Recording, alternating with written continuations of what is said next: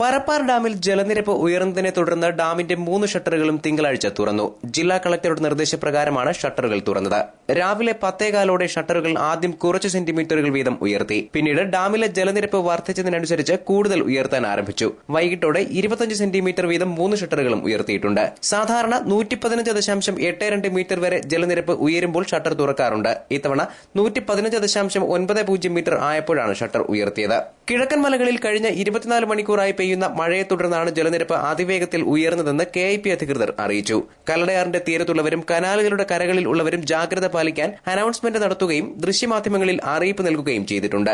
തെന്മല ഗ്രാമപഞ്ചായത്ത് president K. Sasidharan dam സന്ദർശിച്ചു. ഡാമിൽ ജലനിരപ്പ് ഉയർന്നതിന്റെ പശ്ചാത്തലത്തിൽ ഇന്ന് രാവിലെ 10:15 ഡാമിന്റെ 3 ഷട്ടറുകളും 5 സെന്റിമീറ്റർ വീതം ഉയർത്തിയിട്ടുണ്ട്.